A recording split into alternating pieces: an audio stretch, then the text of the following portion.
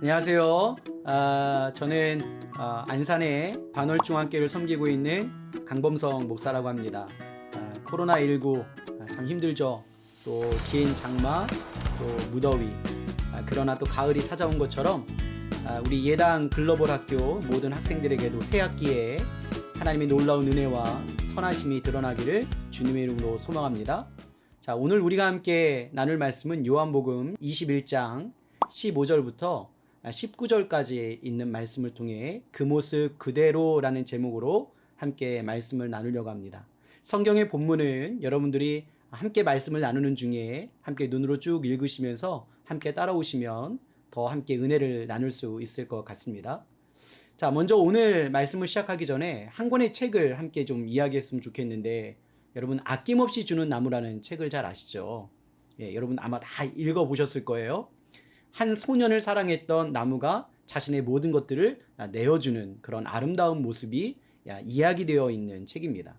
그런데 한편으로 그 소년의 모습을 보면 조금은 좀 이기적인 모습이 보입니다.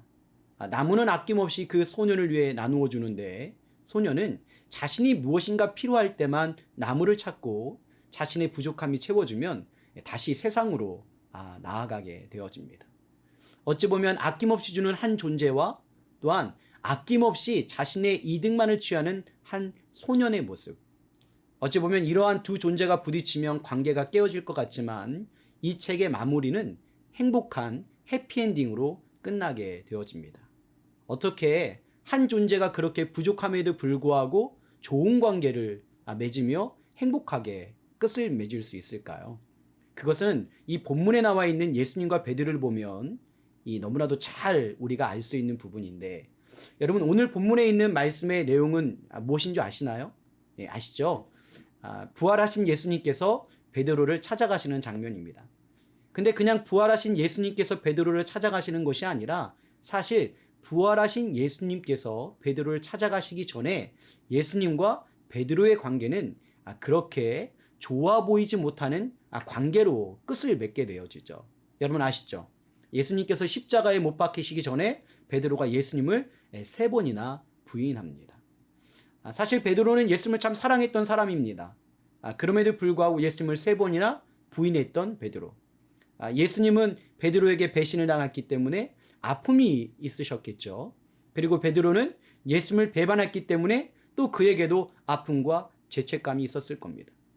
우리가 흔히 세상적으로 이야기하거나 우리 학생들의 관계를 빗대어서 이야기하면, 배신당한 친구와 배신한 친구가 서로 만날 때 과연 오늘 본문처럼 서로가 사랑에 대해서 물어보고 또 사랑을 고백할 수 있을까? 그런데 여러분, 이 안에는 우리가 온전히 복음의 능력이신 예수님의 마음을 알면 이러한 관계가 가능하게 될 줄 잘 믿습니다. 자, 우리가 먼저 생각해 봐야 되는 것은 바로 이제 베드로의 모습입니다.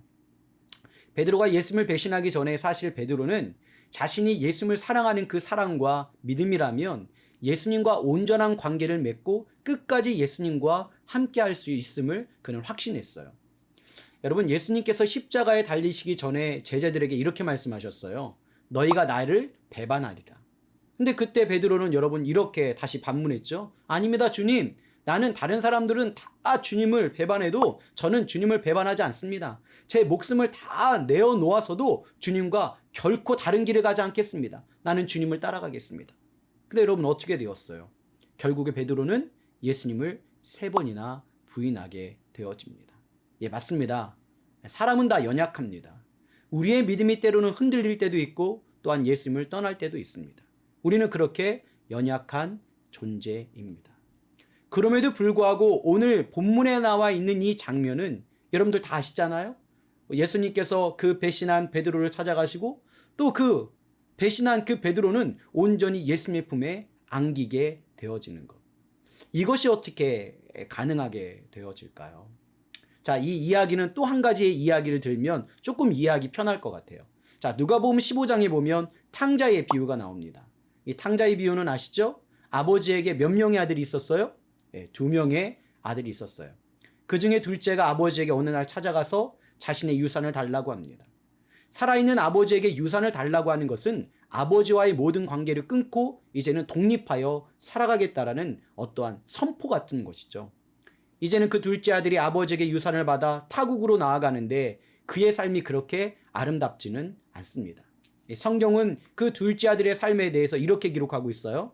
허랑방탕한 삶을 살았다. 이 허랑방탕이라는 것은 하나님께서도 용서할 수 없을 정도로 타락한 삶을 살았음을 이야기하는 겁니다. 그리고 더 나아가 이 아들이 타국에 가서 성공했나요?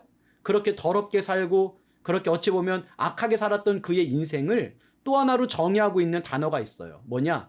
주염 열매조차 먹지 못하였다. 이 당시에 주염 열매는 돼지들이 먹는 것이었기 때문에 이 둘째 아들의 삶은 한마디로 말해서 돼지보다 못한 실패의 삶을 살아가고 있던 것이죠. 근데 그 순간에 이 둘째 아들이 아버지가 떠오른 거예요. 그런데 그 아버지의 아들로서는 들어갈 수 없을 것 같고 아버지의 품에는 안길 수 없을 것 같으니까 그가 생각해낸 것은 무엇이냐?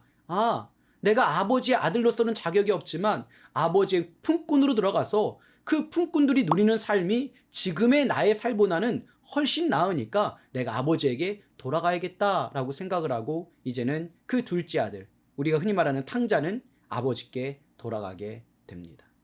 근데 여러분 아십니까? 이 둘째 아들은 자신이 더 이상 아들의 자격이 없다라고 생각하는 그때에 아버지도 유산을 가지고 떠난 둘째 아들을 아들로서 여기지 않았을까요? 아니죠. 성경은 이렇게 기록하고 있어요. 멀리서 돌아오고 있는 아들의 모습을 바라보며 거리가 먼데도 아버지는 그 아들에게 달려갑니다. 그리고 그 아들을 푹 품에 안습니다. 그리고 입을 맞춥니다. 그리고 옷을 갈아입혀주고 또한 가락지를 끼우고 신발을 온전히 갈아 신겨 줍니다. 그것은 무엇이에요? 다시 내 아들이라는 거예요. 아들은 자신의 삶을 뒤돌아보니까 실패한 인생입니다. 나는 아버지를 버렸습니다. 나는 더러운 자입니다. 라고 이야기하며 더 이상 아들이라 그렇게 말할 수 없다라고 생각하고 있는 그때에 아버지는 아니라는 거예요. 네가 그렇게 살아왔을지라도 나에게는 여전히 아들이라 말씀하시며 성경은 이렇게 기록합니다. 내가 잃어버렸던 아들을 찾았다라며 기뻐하는 것이 바로 아버지의 마음입니다.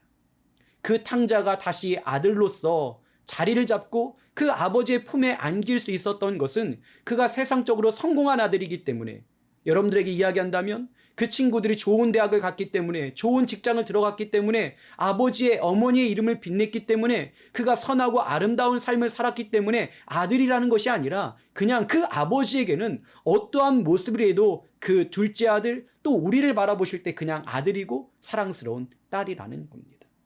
그리고 그 아버지는 그 실패하여 돌아온 그 아들을 찾았기 때문에 또 이제 많은 주변에 있는 사람들과 그 소식을 나누는 거예요.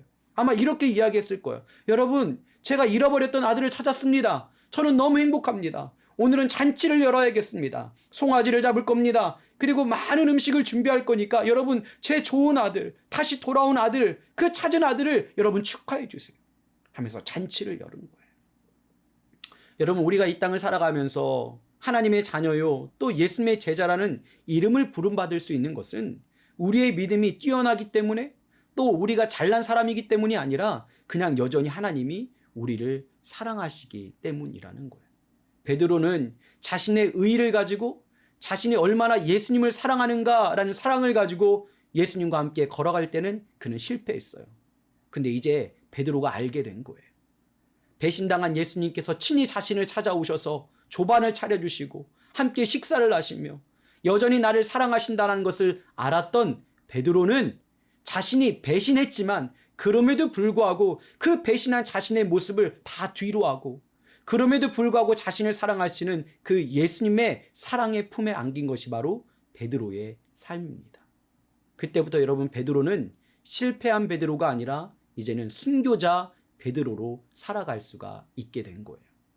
자신의 의의를 자랑하며 자신의 믿음을 자랑하며 자신의 사랑을 자랑할 때는 실패였지만 어떠한 순간에도 자신을 버리지 아니하시고 자신을 사랑하시는 그 예수님의 사랑을 깨닫게 되었을 때 그는 전혀 새로운 인생으로 이제는 하나님께 드려지는 삶을 살아가게 됩니다.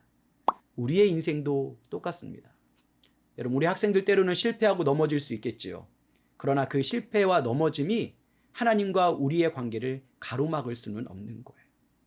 저에게도 한 가지의 예화가 있는데요. 제가 초등학교 6학년 때 이제는 동네에 있는 천에서 수영을 하다가 친구들과 함께 집으로 돌아오는 중에 이 두엄이라는 이제 밭에 뿌리는 거름 같은 것들을 저장해 놓은 이 똥똥에 빠진 적이 있어. 이렇게 가슴까지 찬 적이 있는 것 같아요. 근데 그렇게 친했던 친구들이 제가 똥똥에 빠지고 나오니까요, 저를 다 기피하는 거예요. 얼마나 냄새가 났겠어요. 그 여름에 파리들도 꼬이고 사람들이 다 저를 외면하는 그때에 제가 생각나는 이름이 하나 있었어요. 아니, 그 존재 누구였을까요? 바로 엄마였어요. 내가 더럽거나 내가 깨끗하거나 내가 잘났거나 내가 못났거나 내가 온전히 품에 안겼을 때에 내가 새로운 존재로 변화될 수 있는 그 품, 어머니. 그 엄마의 마음이 오늘 예수님에게 있는 겁니다. 그래서 우리가 그냥 그 모습 그대로 그 품에 안기게 되어지면 새로운 인생을 살아갈 수가 있는 겁니다. 말씀을 마무리하겠습니다. 자, 먼저 우리 아낌없이 주는 나무의 결말로 한번 좀 돌아가 볼까요? 자, 이제 그 소년, 이제 노인이 되었죠.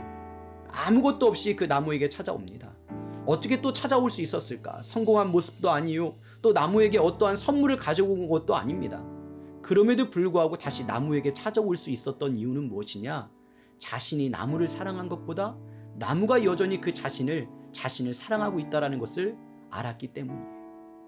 그 소년이 돌아왔을 때 나무는 밑둥밖에 남지 않았죠. 그러나 그 밑둥을 일으켜 그 소년이, 그 노인된 소년이 앉을 수 있는 자리를 마련해 줍니다.